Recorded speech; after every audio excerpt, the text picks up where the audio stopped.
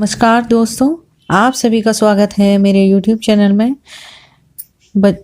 दोस्तों, आज जो आपका है, हम बाल विकास एवं शिक्षा शास्त्र का जो क्वेश्चन पेपर है उसको सॉल्व करेंगे, जो कि ये जो पेपर है आपका 2016 का है, यूपी टेट का। तो आइए इसके कुछ इम्पोर्टेंट क्वेश्चन जो उस टाइम आए थे, आज हम उनको सॉल्व करेंगे। तो आइए शुरू करते हैं। पहला क्वेश्चन है आपका, सामूहिक अचेतन का संप्रत्यय खालिस्तान द्वारा किया गया था। 4 ऑप्शन दे रखे हैं। पहला पावलोव, दूसरा स्किनर, तीसरा फ्रायड और चौथा है युंग। तो इसमें सामूहिक अचेतन का संप्रत्यय कार्ल युंग द्वारा प्रतिपादित किया गया था। कार्ल युंग द्वारा, जो इसका ये आंसर है, ये सही आंसर है। यह अचेतन मानव का एकत्रित अनुभव है जो वंशानुक्रम के आधार पर परंपरागत रूप से हमें प्राप्त होता है। ये जो कार्ल युंग है, इसका आंसर है। और क्वेश्चन नंबर दूसरा, इरोस शब्द संबंधित है। ऑप्शन इसके 4 में से पहला है जीवन मूल प्रवृत्ति से, दूसरा मरण मूल प्रवृत्ति से, तीसरा भय मूल प्रवृत्ति से और फोर्थ ऑप्शन है प्राकृतिक मूल प्रवृत्ति से। तो इसका दूसरे का जो आंसर है वो है आपका इरोस शब्द मानव जीवन की मूल प्रवृत्ति से संबंधित है।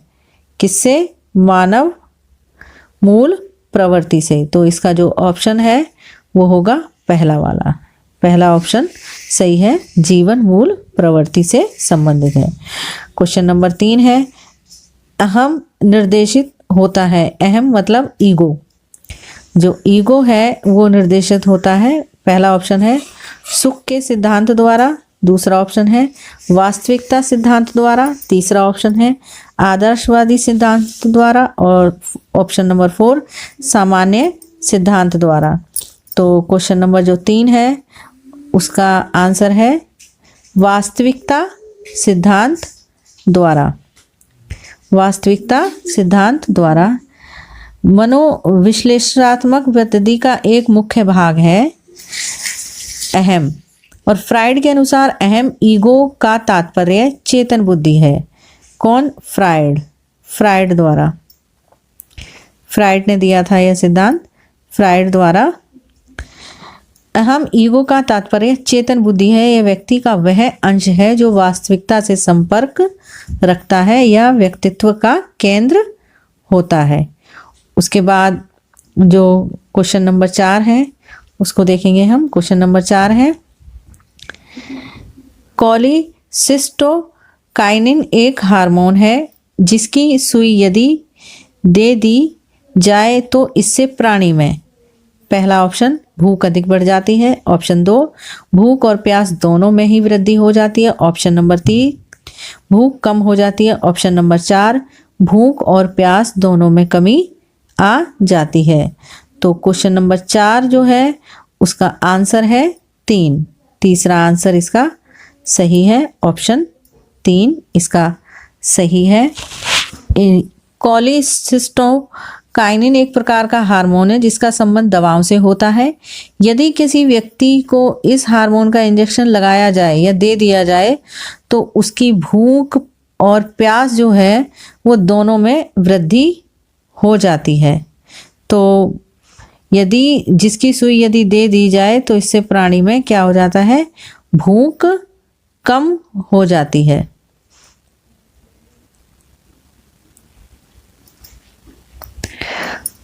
क्वेश्चन नंबर 5, बुद्धि परीक्षण में एक 16 वर्षीय बच्चा 75 अंक प्राप्त करता है तो उसकी मानसिक आयु खालिस्तान होगी। तो मानसिक आयु जो है उसका जो सूत्र होता है वो होता है मानसिक आयु। एक सेकंड, इसको इधर करते हैं हम, कलर लेते हैं दूसरा, फिर उसके बाद शुरू करते हैं। मानसिक आयु बटे वास्तविक आयु। वास्तविक आयु और गुणा में होता है 100 और बराबर होता है बुद्धि लब्धि। बुद्धि लब्धि। तो इसमें अब देखिए जो मानसिक आयु है, मानसिक आयु हमें पता करनी है और जो वास्तविक आयु है बुद्धि परीक्षण में एक 16 वर्षीय। तो वास्तविक आयु क्या है इसकी 16, तो 16 को रखेंगे हम यहाँ। मानसिक आयु हमको पता नहीं है और गुणे में रखेंगे 100 और जो बुद्धि लब्धि है, बुद्धि लब्धि दे रखी है इन्होंने 75। तो इसको हम अब फॉर्मूले के हिसाब से रखते हैं। मानसिक आयु पता नहीं है हमको और वास्तविक आयु है बच्चे की 16 वर्ष और गुणे में 100 और बराबर है कितना 75। तो आप इसको निकाल लीजिए। तो आपका जो मानसिक आयु है वो आपकी जो आंसर है वो निकलेगा 12 वर्ष। कितना निकलेगा 12 वर्ष। इसके बाद क्वेश्चन नंबर 16 देखेंगे हम। केंद्रीय तंत्रिका तंत्र में होते हैं सभी अंग, मस्तिष्क, मेरुदंड और मस्तिष्क तथा मेरुदंड। तो क्वेश्चन नंबर 6 का जो सही ऑप्शन है वह है मस्तिष्क तथा मेरुदंड। क्वेश्चन नंबर 7 मनोग्रसित बाध्यता विकृति है। एक ऑप्शन है मनोविच्छेदी विकृति से। ऑप्शन नंबर 2 समायोजन विकृति है। ऑप्शन नंबर 3 चिंता विकृति है। ऑप्शन 4 है कार्य प्रारूप विकृति है। तो क्वेश्चन नंबर जो 7 है उसका जो आंसर है वो है आपका ऑप्शन नंबर 3। ऑप्शन नंबर 3 चिंता विकृति है। तो मनोग्रसित बाध्यता एक चिंताग्रस्त विकृति है जिसमें व्यक्ति का स्वयं पर नियंत्रण नहीं रहता है। इसके अलावा उसके व्यवहार में कई प्रकार के परिवर्तन होते रहते हैं। क्वेश्चन नंबर 8 देखेंगे। सृजनशीलता की पहचान हेतु किसने सृजनात्मक चिंतन परीक्षण का निर्माण किया?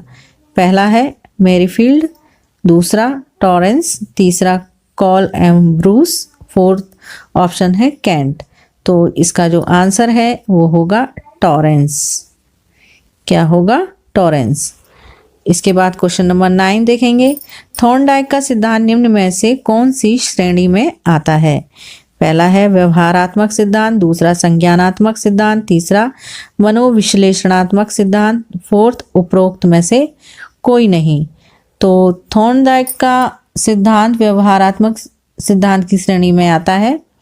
तो इसका जो ऑप्शन है वो पहला सही होगा। इन्होंने पशु मनोविज्ञान के अध्ययन के अतिरिक्त मानसिक व्यवहार, प्रथम पठन क्षमता तथा अन्य कारकों की परीक्षण विधियों के आविष्कार में महत्वपूर्ण योगदान दिया था। किसने? थॉर्नडाइक जी ने। उसके बाद क्वेश्चन नंबर 10 देखेंगे। सीखने के वक्र किसके सूचक हैं? तो इसके ऑप्शन देखिए। पहला है सीखने की प्रगति के सूचक हैं। ऑप्शन नंबर 2 सीखने की मौलिकता के सूचक हैं। ऑप्शन नंबर 3 सीखने के गत्यात्मक स्वरूप के सूचक हैं। ऑप्शन नंबर 4 सीखने के रचनात्मक के सूचक हैं। तो जो क्वेश्चन नंबर 10 है उसका जो आपका ऑप्शन है वो है पहला सही, सीखने की प्रगति के सूचक हैं। आइए दोस्तों अब देखते हैं क्वेश्चन नंबर 11। व्यक्तित्व का सामाजिक अधिगम सिद्धांत किसने दिया था? व्यक्तित्व का सामाजिक अधिगम सिद्धांत किसने दिया था? पहला है ऑप्शन वेंडूरा और वॉल्टर, दूसरा डोलर्ड और मिलर, तीसरा कॉल जॉर्जर्स और फोर्थ है युंग।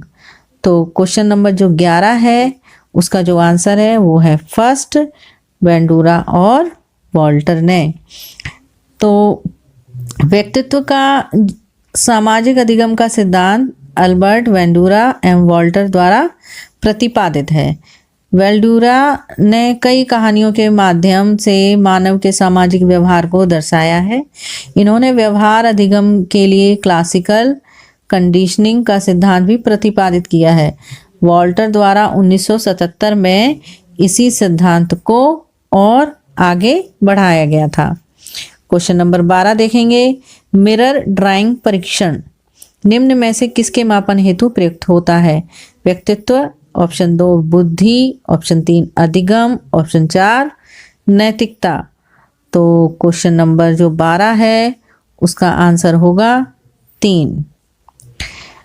मिरर ड्राइंग परीक्षण निम्न में से किसके मापन हेतु प्रयुक्त होता है? अधिगम के लिए। क्वेश्चन नंबर 13 देखेंगे। खालिस्तान दे रखा है पहले और फिर दे रखा है केंद्रीय प्रवृत्ति का एक माप है। प्रसार क्षेत्र, माध्यिक, तीसरा ऑप्शन औसत विचलन और फोर्थ है मानक विचलन। तो क्वेश्चन नंबर जो 13 है उसका आंसर है माध्यिक। माध्यिक केंद्रीय प्रवृत्ति का एक माप है। माध्य एवं माध्यिक भी, माध्य भी लिखा हुआ आ सकता है तो आप कंफ्यूज ना हो। माध्य एवं माध्यिक केंद्रीय प्रवृत्ति का एक माप है।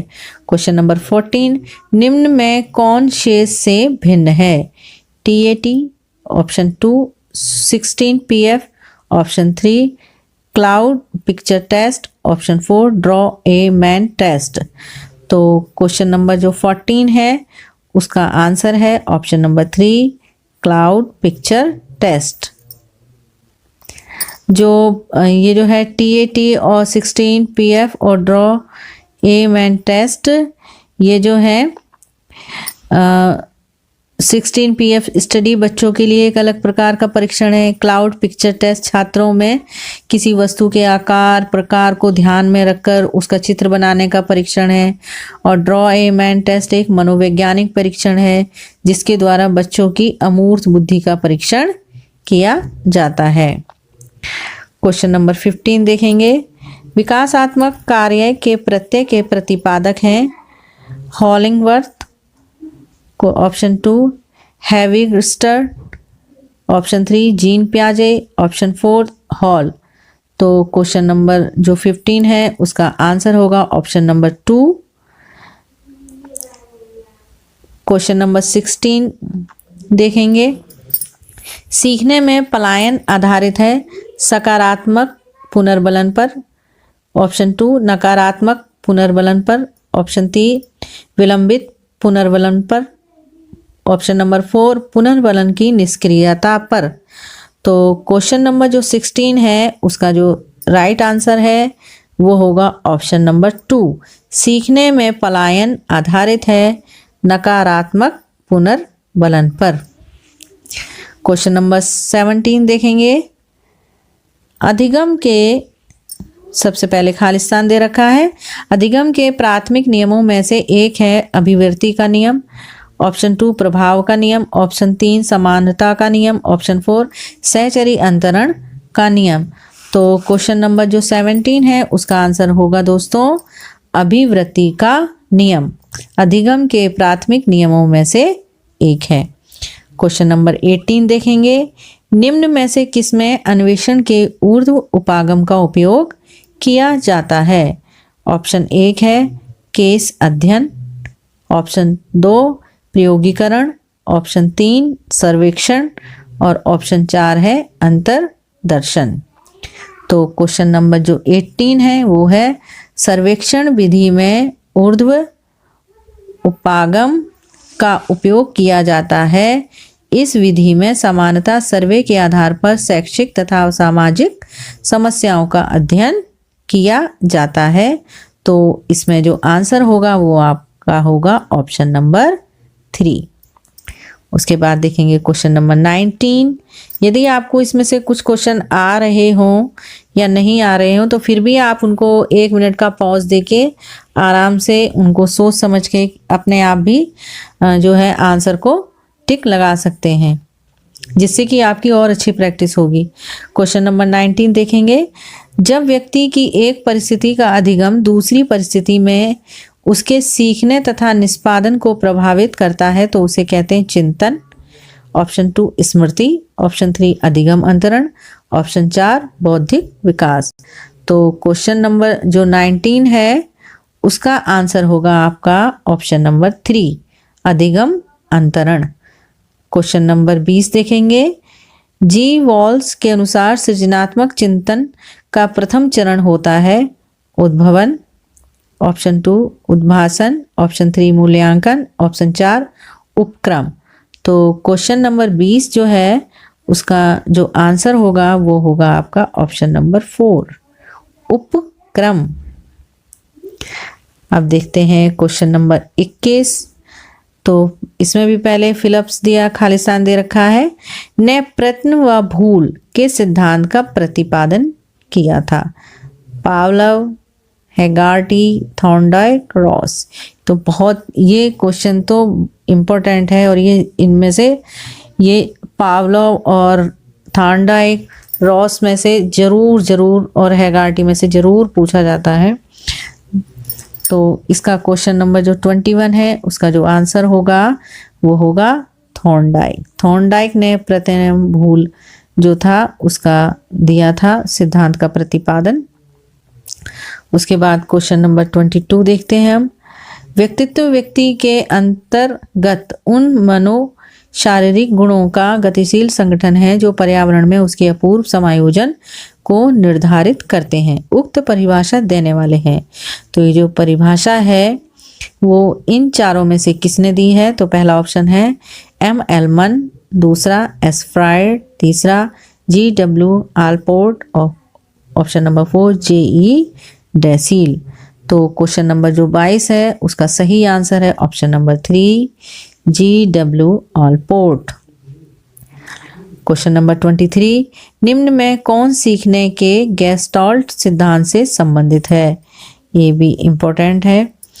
पहला पावलोव, स्किनर, तीसरा थॉर्नडाइक, चौथा कोहलर। तो क्वेश्चन नंबर 23 का जो करेक्ट आंसर है वो है सीखने के गेस्टाल्ट सिद्धांत का संबंधित किससे है? कोहलर से। Question number 24। भाषा का वह घटक जो ध्वनि की गति के उपक्रम का संचालन एवं उसकी रचना से संबंधित नियम की चर्चा करता है उसे क्या कहते हैं? अर्थ विज्ञान, व्याकरण, स्वर विज्ञान, इनमें से कोई नहीं।